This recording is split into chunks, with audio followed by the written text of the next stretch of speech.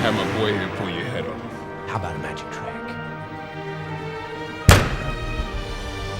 I'm gonna make this pencil disappear. Ta-da! It's gone.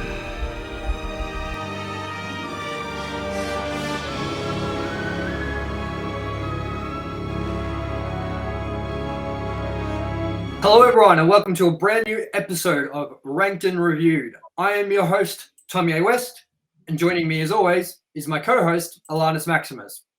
How you going, man? Yeah, I am going good. Nice. Well, I hope you've got your cowl and your cape all ready to go, because on this series, every time we do a new movie, it's basically a new series of Ranked and Reviewed. On this series, we are going to be doing Batman Ranked and Reviewed. Now, we have already gone and seen The Batman. You can check out our review for it. So we have done a spoiler-free review and a spoilered review. So we've done 2 reviews for that movie already. And we kind of did this backwards a little bit, where we probably should have done the movies leading up to Batman, the Batman coming out beforehand, so that we could do it. But we didn't. So we are here now, and we are going to be talking today about the original Batman 1989. Look, there's the 1966 one, but look, we're not talking about the 1966 one. We aren't including it at the moment. Maybe in the future, but we're going to start with the traditional original movie, which I would consider this the original movie for the Batman we love and know as we know today, and that is the 1989 movie featuring Michael Keaton as Batman. Now, before we get moving, make sure you subscribe, you like, and you share. And on that note, we hit our 100 subscriber what were we doing? 100 subscriber reach. Like, we were looking for 100 subscribers to sign up. Like, I've had a big day, yeah. So I've been driving all day. I'm tired. So yeah, our sub goal was 100 people, 100 subscribers. We reached that last week. We're at 107 subscribers or something like that. So today, everyone will be finding out who won this awesome 10-inch Soultone Cymbals custom brilliant Tomye West Escobar series splash cymbal, which I've been spending the day cleaning it up a little bit. It's starting to look a little. It's a really nice cymbal, man. It's really cool. And we're doing that today by spinning a wheel with everyone's name that we could get from our subscriber list. We put it on a wheel, and we're just going to do a spin, and we're going to do it 3 times. So the first 3 names that come up, doesn't mean that if your name comes up, you win. It just means that if the first person that wins doesn't get back to us, you're next in line. And then if that person doesn't get back to us, the person after that's next in line. So, I mean, that's pretty much all there is to the setup of this, and we'll get straight into the movie and our ranking and our thoughts. So, Alan, I'm going to begin with you. What do you think about this movie? Before we get into some details, I'll talk a little bit about the details. I just want to hear your thoughts on this movie and how you enjoyed watching it again.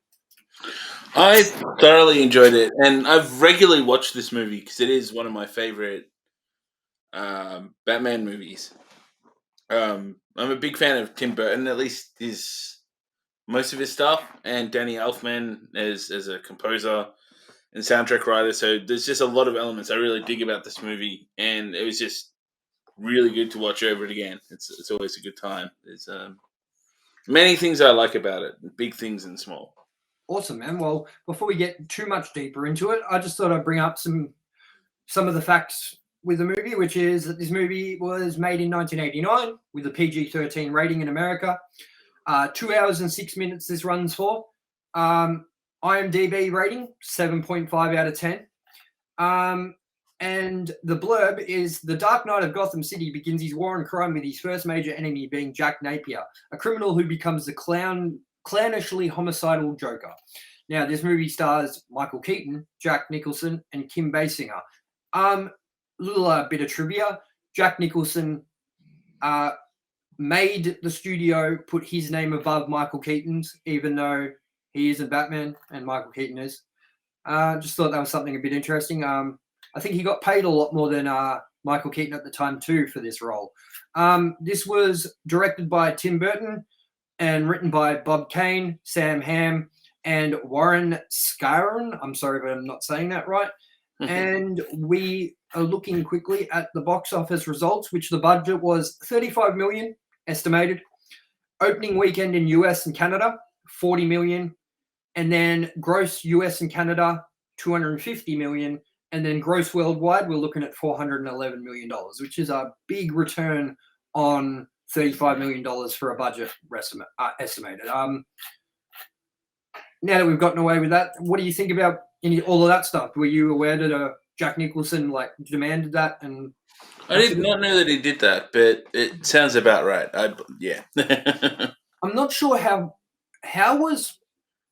big an actor was Michael Keaton at this time. Like, was he on the level of I know obviously Batman probably blew him up, and I know that he sort of had waves with his acting where it's being serious at a point and then he'll go to more family comedic stuff, or come back he's come back for superhero movies, with being the Vulture in Spider-Man Homecoming, and also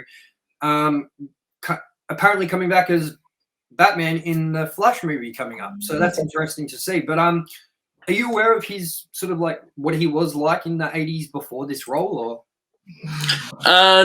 Only by memory. I feel this was kind of this and a few other movies were kind of, I think, the real step upwards of him. I think he might have been around beforehand, but this was, from what I recall anyway, his first kind of one of his really big roles. Okay, well, I'm looking at it now. His filmography. So yeah, look, before this, he'd done Mr. Rogers' Neighborhood. I'm looking at a bunch of stuff. The Mary Tyler Moore Hour, Working Stiffs. Then there was Night Shift, which is a great movie. Mr. Mum, which I haven't seen, I can't remember. Johnny Dangerously, Gung Ho, Touch and Go. Then it was The Squeeze, She's Having a Baby. Then it was Beetlejuice. Okay, very, very, very big movie. And then we got Clean and Sober, The Dream Team, then Batman. And then after that, we got Batman Returns, obviously. And it almost feels like he's been pretty pretty straight and narrow with his role choices. He's in big movies, sort of small movies, but he's been constant, man. It's ever since 1970. So he started in 1974, and he's basically released a movie every year up until, basically nearly every year, except maybe 1999. So look, he's had a lot of different levels of success, but I'm pretty sure that Beetlejuice and then him playing Batman would have been the big draws where people started paying attention to him. It's funny, I was watching some clips of I'm not sure what it was a clip from. It wasn't a Batman making of, but it was the problem with Batman Returns or something like that, about how adult it was. We're obviously not talking about that movie right now. But actually, I'm going to see if I can find this footage while we talk, because it's very interesting. They actually have footage of people reacting to the announcement of Michael Keaton playing Batman, which I thought was really cool. So, pulling it up here.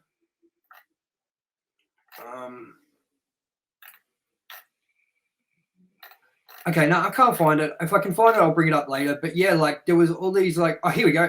Perfectly. Got it here. I think this might be right. I'm going to bring it up all the hype at a budget reportedly in excess of $40 million, Batman finally got off the ground last night. And the excess continued as a crush of fans and lines of stars were on hand for a Gotham-sized premiere.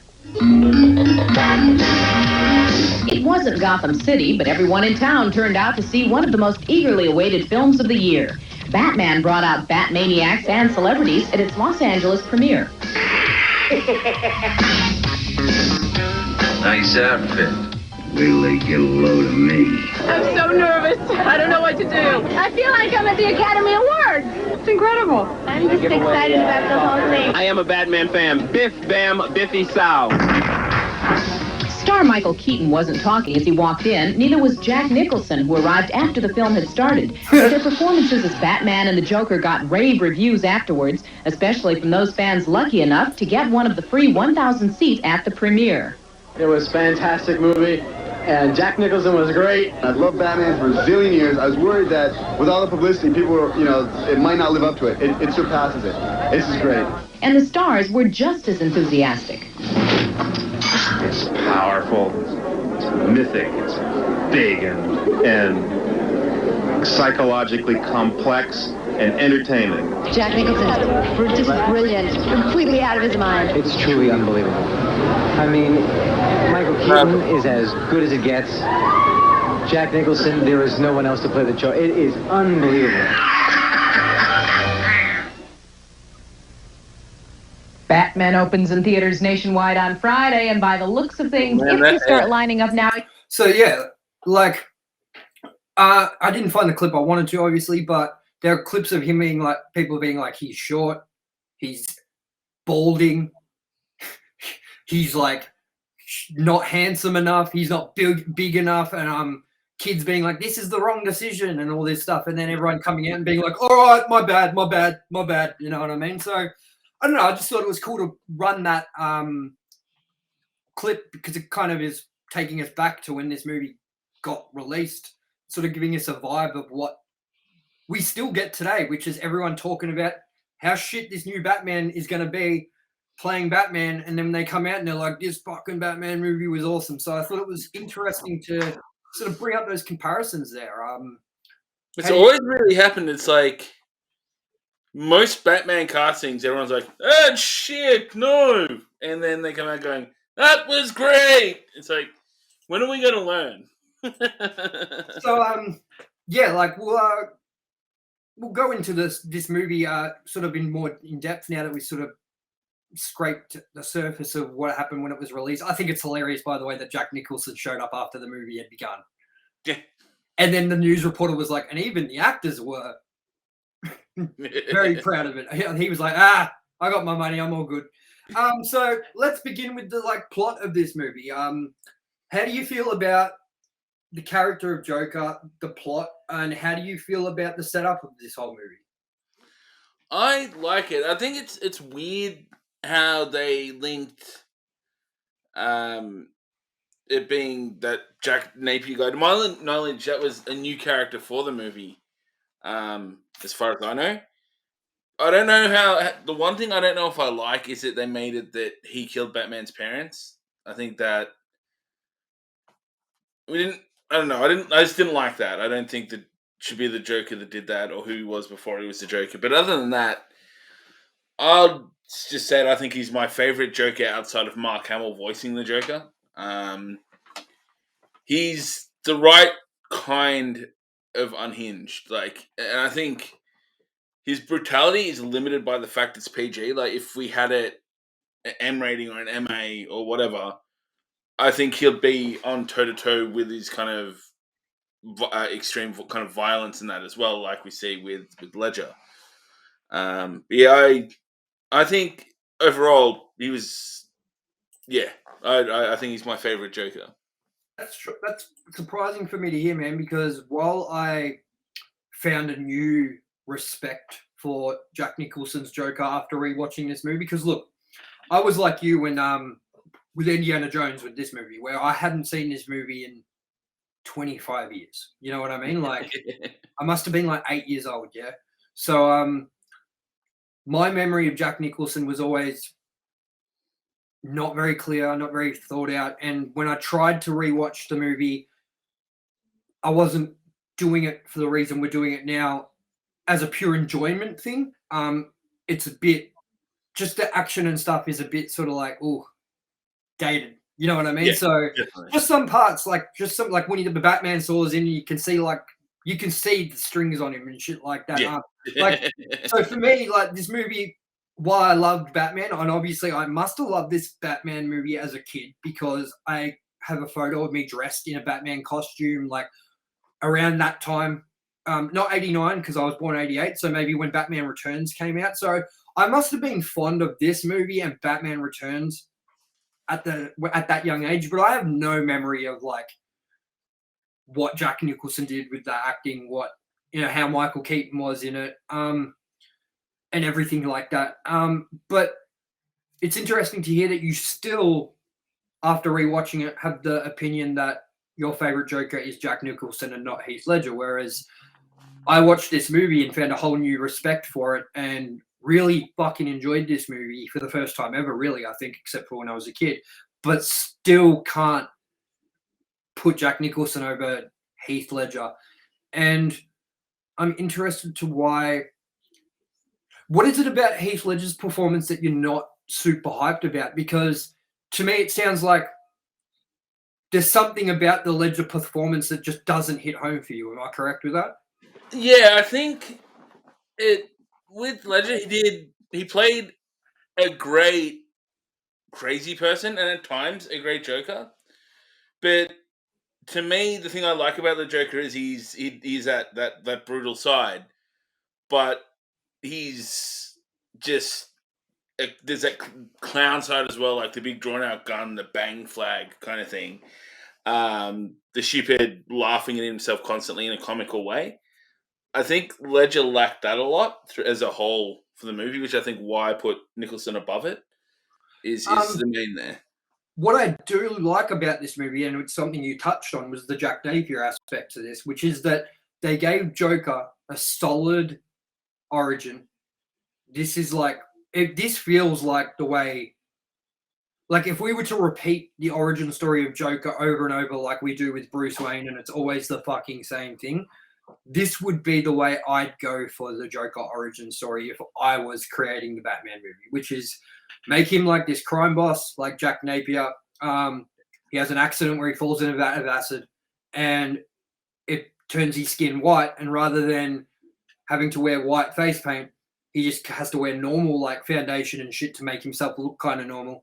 And I also don't think it was too over the top crazy acting as well. I thought that he nailed the dark tone of Joker without it being like him doing too much of the goofiness shit, because like there is a part where Jack Nicholson like laughs with this like and I don't like that. I like the more wait till they get a load of me Joker. Yeah. Just, you know what I mean? So I don't know, that's just my opinion, that I really like the origin, I really like the direction, and I really like the way Jack Nicholson played the role, because it reminded me a lot. I know that it's backwards and this movie came beforehand, but it reminds me a lot of the Joker from the Arkham games, that Mark Hamill voices. Except Mark Hamill probably makes it that little bit more silly, which I wouldn't have liked Jack Nicholson doing. You know what I mean? Yeah. Mark Hamill makes it more cartoony. So yeah, that's interesting. And the other aspect I wanted to ask you was, what do you think of Michael Keaton as Bruce Wayne / Batman? And also, what do you think of Kim Basinger? I've never really liked or disliked Vicki Vale. I think she served her role well as a kind of love interest and almost damsel in distress. Not outstanding, not annoying. I think is all I really have to say about her. But I like Keaton as Batman. Whilst he doesn't kind of look quite right, his acting is. I like the way he portrays both. Like, there's a reasonable shift between the persona of Batman and the persona of Keaton, Bruce Wayne. But you can there's still undertones of him being a pretty kind of tortured, brooding person, even though he's not really showing it. Yeah. And yeah, I'm a big fan of Keaton's Batman. Like, it's yeah. I won't give everything away in terms of where I place the Batman at this point, but he's definitely up there. And yeah, Kim Basinger as Vicki Vale. What are your thoughts on her? Because everyone talks about Michelle Pfeiffer as being like, oh, Michelle Pfeiffer playing Catwoman, she's very sexy and all this stuff. Man, I find Kim Basinger in this movie so attractive, especially when she's got the really long straight hair. So, like, how do you feel about her playing that role? Because the whole time I was watching it, I couldn't put my finger on. I was like, "What's her name again? What's her fucking name again?" I was like, "She was in 8 Mile. Like, why can't I remember this fucking name?" And I was like, "Oh yeah, it's Kim Basinger." Man, she's still good looking, still attractive. But I mean, obviously we're not rating it on how attractive she is, but I thought I would say that I think she is very stunning in this movie. And I also think that her acting is really top notch as well. So, what are your thoughts on her? Yeah, she does well. I think I'd put Michelle Pfeiffer above it. I'm just a really big fan of how she portrayed Catwoman. Yep. But yeah, there's no complaints, and I think she did the role well. It's not overacted, anything like that. Like if you cast it back to some of the Indiana Jones, like Temple of Doom, where you have that chick just going over the top. It could have been very easy to have that in this movie, and we didn't. And with those Indiana Jones movies, it doesn't matter how attractive those women were. The annoying traits really made those parts of like moments where they were supposed to be attractive more annoying than anything. You know what I mean? Exactly. And also, what did you think about the design of like the Batcave, the Batcar, all sort of these gadgets and sort of stuff like that? It's my favorite Batmobile. I've always been a big fan of the Tim Burton one. A lot of the set design, the Batcave, everything like that, I really like. I'm a fan of Tim Burton, and it's got that. A lot of it has that classic kind of feel that he has. Maybe more so in Batman and Robin, but in this movie, a lot of it has that kind of signature Tim Burton look about it. Even Wayne Manor with all like the suits of armor and stuff like that. It is very Tim Burton-esque, and I'm a big fan of that. And at the same time, I don't think it was done over the top. I don't think he kind of just tried to turn Batman into his thing. He's put a splash of his style to it, which is, yeah. And a big part of why I think this movie is so great is the design of Gotham City. I really think that they made Gotham such a great character in its own. And I would probably say that this may even be one of the best portrayals of Gotham City that's ever been. How do you feel about that? I agree, and it's kind of in a weird time warp. Like it almost feels like it's in the 50s, but then it also feels like it was in the like 80s, 90s that it's set. It's like it's stylized in a very interesting way. Like you've got all the gangsters are wearing like the pinstripe suits and the hats, and I think zoot suits or whatever they're called, and it's very interesting. It's like I don't know where it's meant to be set, and then at the same time I don't know if I want to find out because I like that it's this weird amalgamation of time. As someone said that I think it was as I was talking about him on our recent podcast, 3C Films, he was saying he likes Gotham to feel like it is not just another city, like say like what Christopher Nolan did, where he made like it just be like another Chicago or whatever. He said he liked the whole Gotham should feel like a place that you can't go visit. You know what I mean? Like it's real, but it's somewhere you can't go to, but you'd like to go to because it kind of interests you. You know what I mean? It has that appeal to it. And I think that's a really good point. I also think that because I love the Batman animated television series from the early 90s, I've actually been rewatching that a lot lately. That's the approach that they took to Gotham City with the animated series was what Tim Burton did for the original 2 movies. And it's kind of funny because Tim Burton was told not to come back after Batman Returns because of how it wasn't appropriate for children and whatever and blah, blah, blah. They couldn't make enough money off McDonald's toys, apparently. So he basically got booted because they couldn't find a middle ground where he was happy and they were happy. So they got Joel Schumacher.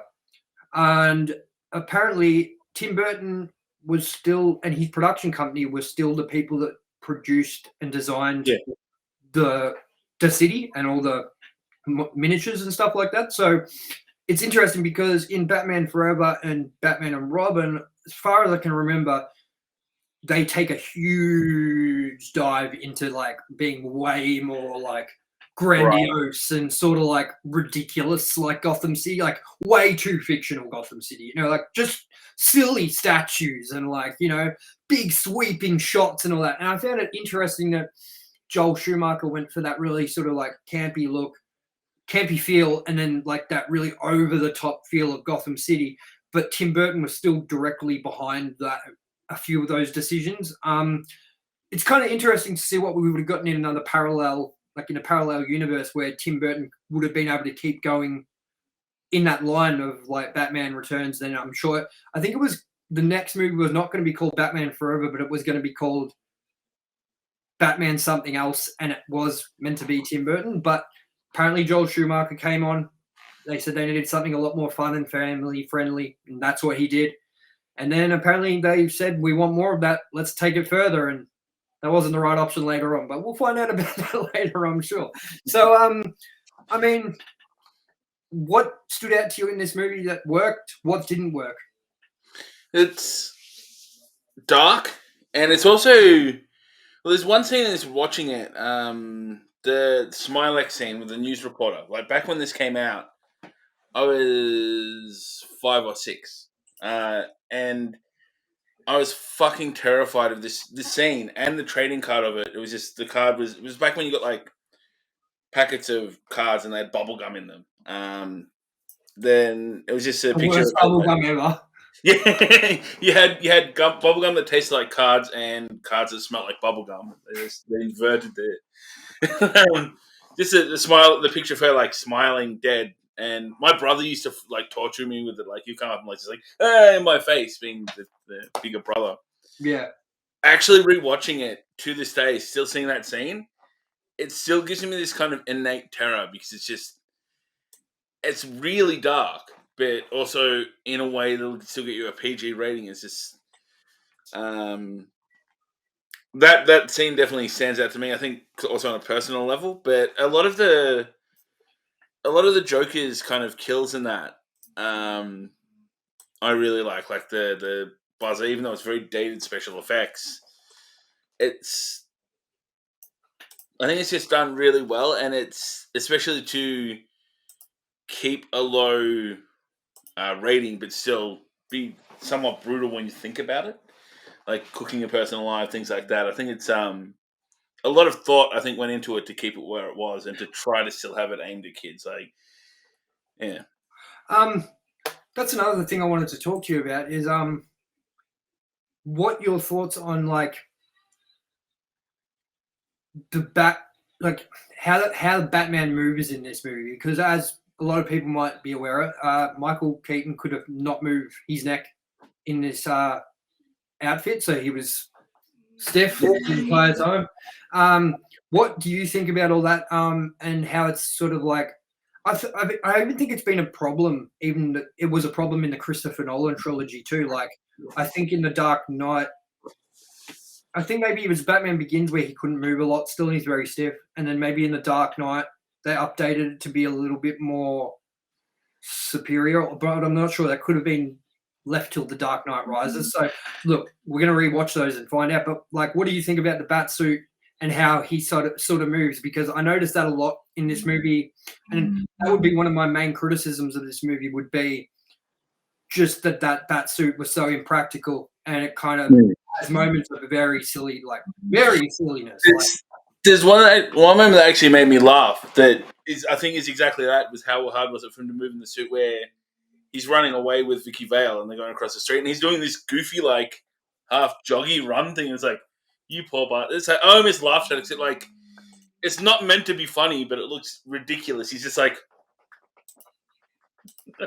It's hilarious. Yeah. With that, we're going to bring up some trivia. This one I thought you might find interesting. I don't know if you know this, man. Robin Williams was offered the role of Joker when Jack Nicholson hesitated. He had even accepted the role. When the producers approached Nicholson again and told him Williams would take the part of it, if he did not, Nicholson took the role. And Williams was So Nicholson took the role, and Williams was released. Williams resented being used as bait, and not only refused to play Riddler in Batman Forever, but also refused to be involved in any way with Warner Brothers Productions until the studio apologized. Well, I didn't know that's what. So I know he was like going to be the Riddler, or they wanted him for the Riddler for Batman Forever. I didn't know that's why he turned it down. That's interesting. Yeah, this is what I was saying. This is what I was saying before. Jack Nicholson received a percentage of the gross of the film, and due to its massive box office take, he took home around $60 million. As of 2003, it is still the single movie record for an actor's salary. It's interesting. I wonder why Nicholson suddenly decided to do it because Robin Williams said he would. That's interesting. Yeah, it's weird, isn't it? Like Hollywood sort of like hate on each other a lot, or like up show. You know what I mean? So I don't know. Jack Nicholson said of his role, the thing I like about the Joker is that his sense of humor is completely tasteless. He later said that the Joker was one of his favorite roles he's ever played. Michael Keaton was unable to hear while wearing the Batsuit. He said that his claustrophobia helped him get in the proper mood to play Batman. It made him go inward, and that's how I wanted the character to be anyway, to be withdrawn, he said. That's fucking hilarious, man. Can you imagine that? They're like, action. He's just like, action. Huh? Are you deaf? Yeah. Michael Keaton came up with the famous "I'm Batman" line. The line in the script was "I am the Night." I like that's interesting. Hey, that's actually very interesting. Well, here you go. This is a bit of a fucking tie-in for us. Domestically, it was the highest-grossing movie of 1989 worldwide.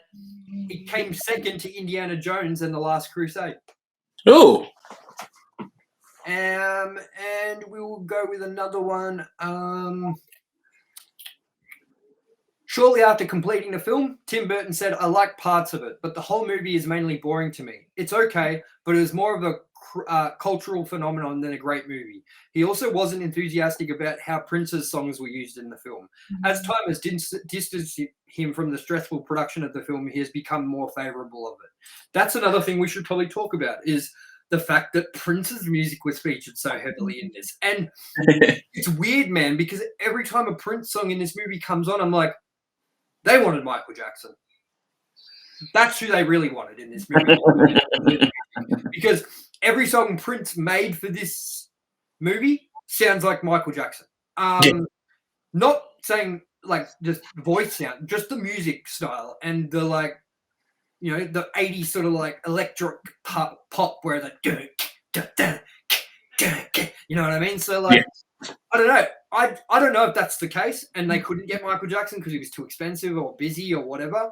But I don't know, man. Every time I was like, man, this is fucking. They wanted Michael Jackson, and they were like, I guess we'll have Prince. You know what I mean? What do you think about the inclusion of it? I've kind of find it.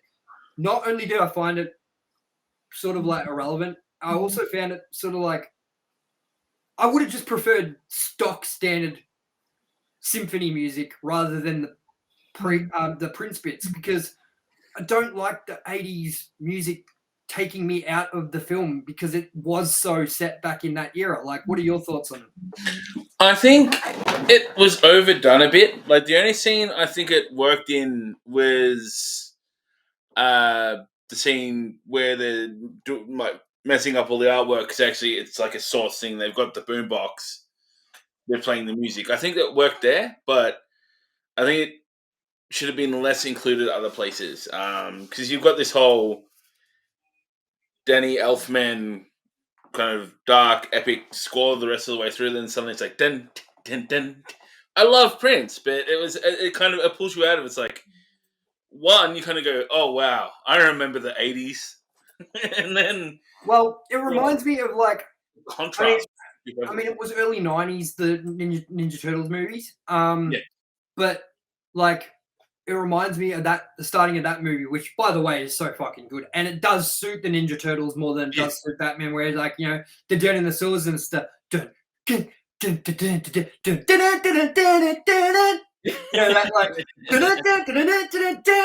so electric, fucking, it's awesome, man. So yeah, I mean, like, I just feel like this movie is really, really great. It's better than what I thought, better than what I remembered. It definitely ranks higher for me than it did originally in my thought process. I just would love for them to like sort of. I would love if that movie didn't have those like moments where you're like, oh, just that's a bit 80s, or oh, that took me out of the moment a bit.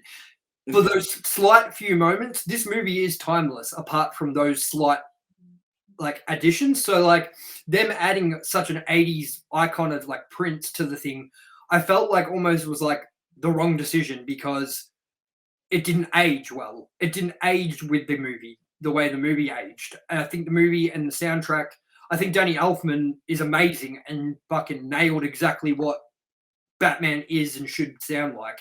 But that aged, movie scores aged nicer compared to synthy 80s pop music with someone being like, over the top. You know what I mean? So for me, the biggest flaws of this movie are just the time period that it was conceived in. You know what I mean? Like, not really something that the writers or people probably directing it or producing it thought much about at the time, because as people do these days, they just put music into movies and don't think about, well, what's this movie going to be like in 30 years with this music behind it? You know what I mean? So I don't know. Do you feel the same about how that's probably the areas that mostly fall short in? I think so. There are some areas where, as you said, it's very much stuck in this time, but at the same time, that is what it is. I think like some things you just kind of excuses like, well, it was 1989. That's what the thing was. But yeah, the music, and there's also some other things just like, yeah, they didn't age well, whereas the rest of the movie did. And what did you also think about like the plot for Joker? Because to me, I thought it was really cool how there wasn't like one fucking like plan that he was building up to at the end. Like, he sort of had all these like mini plans going. Like, there was like the part where he was like throwing the millions of dollars out to everybody to try and cause like chaos or whatever. There was a bunch of things that he did in this movie. And what did you think about sort of giving the Joker, or well, the villain in this movie, sort of like a less serious and sort of planned scheme, and sort of giving them more of like a bunch of things that kind of made the movie like not stay on the same note, but like kind of made the movie stay fresh, in my opinion, while watching it. Did you like that aspect, and do you agree that that's kind of what it did, which was? I agree. Fun, especially anything like this movie's just over 2 hours. The newest one's just over 3. I think if this movie went for 2 hours, just over 3 hours, whilst I might still kind of get a numb ass, I think the angle they took there, where there's no big kind of thing, and it, as you say, keeps it fresh, I reckon it would have kept flowing better. Like, I happily got to the end of this movie and went, oh, I'd like to see more. Whereas the newest one, you got to the end and it's like, I'm fucking out of here. I've been sitting here. I'm done.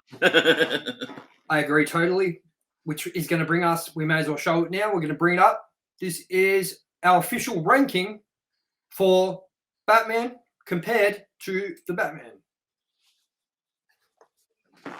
So, as you can see, we both have the exact same ranking as of now.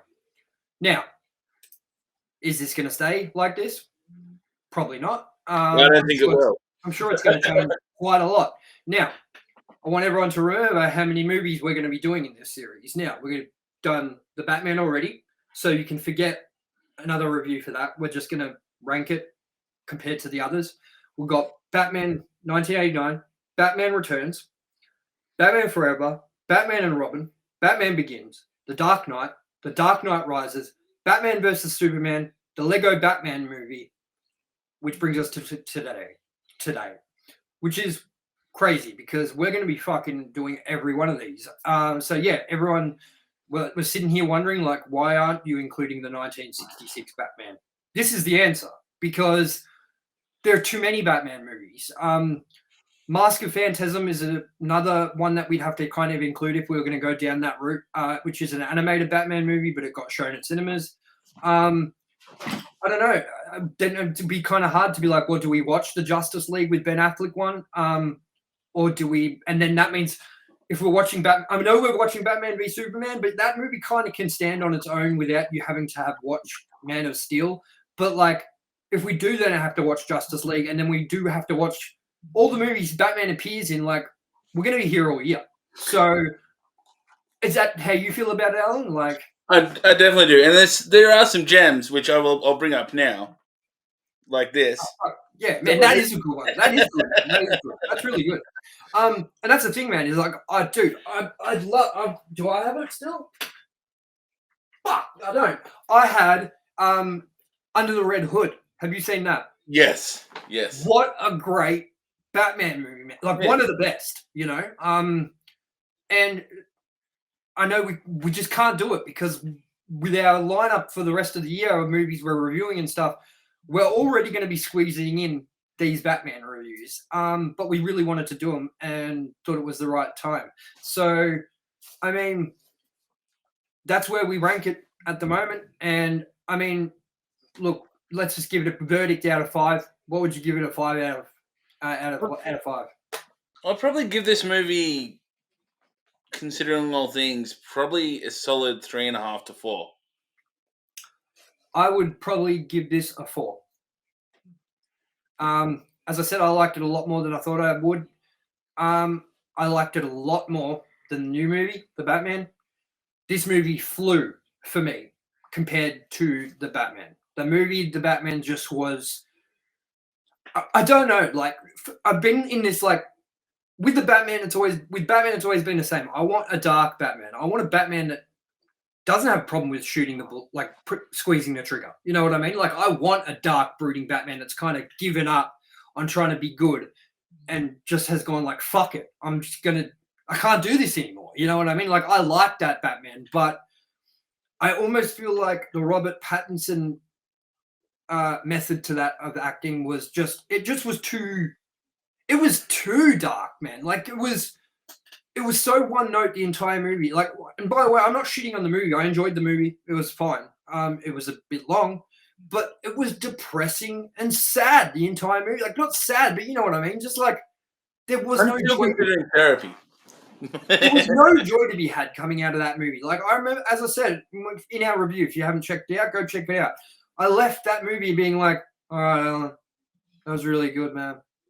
I'll speak to you when I get home. Like, I was just bummed, bro. And with this movie, I was like, oh, this isn't going to be as good as the new one, surely, or it's not going to be like the Dark Knight trilogy. And man, like, I'd put this above. So far, I haven't watched it for a long time, but I hated The Dark Knight Rises. Even though I love Bane and the first plane scene, the rest of the movie can go fuck itself.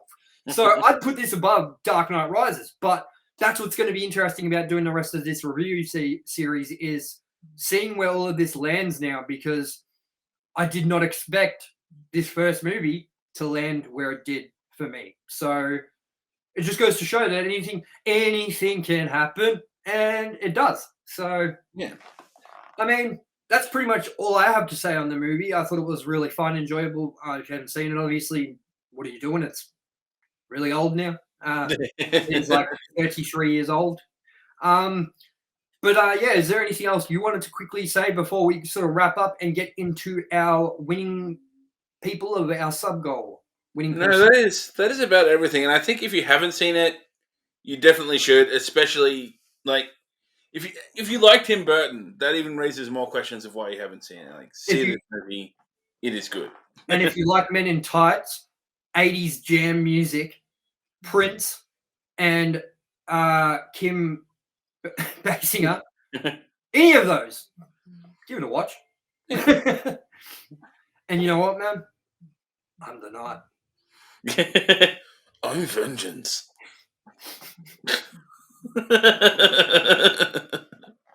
I overstayed my welcome in 2022. All right, everyone. So we are going to bring that to our competition time, which this has been a long time coming. I am sharing my screen with y'all. Now, there are some little things I just have to quickly say before we spin this wheel. We have reached 107 subscribers, yet we can only see around 30 of you.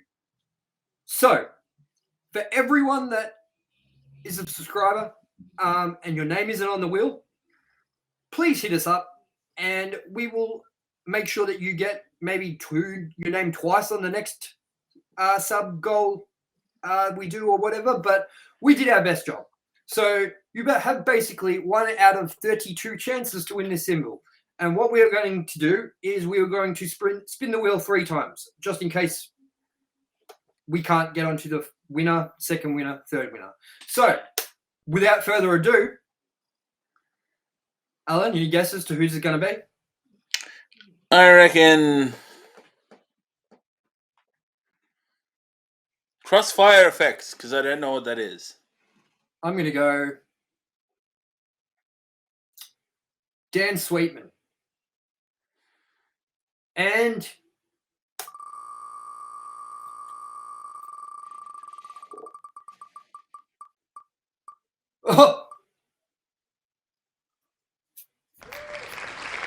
Tamara is our first winner. Better enter your email. We want to give this to you tomorrow. Our second is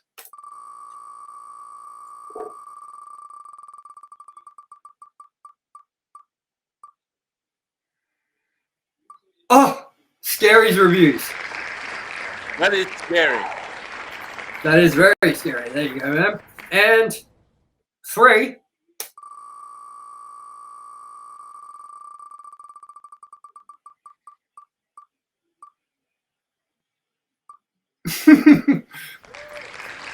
All right, you know what we're going to do? We're going to spin it once more for good measure because 2 of these people are attached to me. Tamara is my friend Beck's friend. So we're just going to spin it once more, yeah?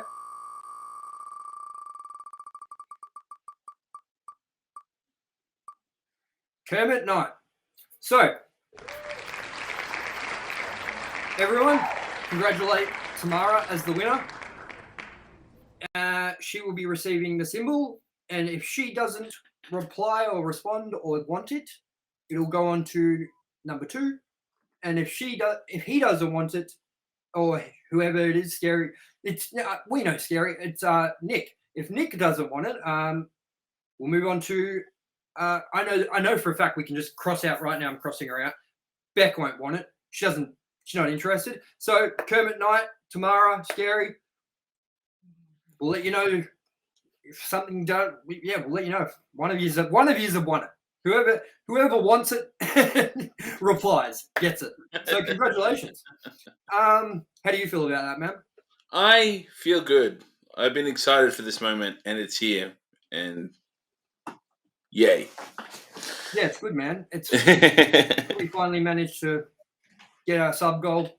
We hope everyone else comes on board for our next sub goal. The next subscribers stay with us and enjoy the content, and you can get your name on that wheel. And as I said, if you missed out this time and you didn't see your name on there and you've been a subscriber, get onto us and we'll make sure we take a note so that next competition you have double the chances of winning. It's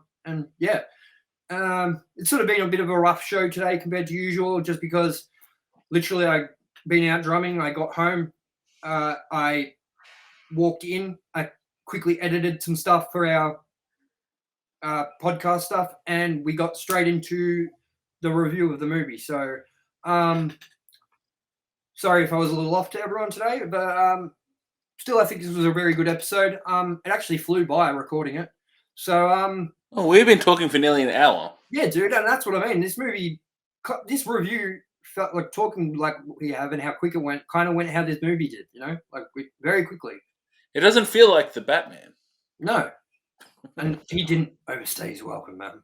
So, all right, all you Bat fans out there, we hope you enjoyed this episode of ranked and reviewed.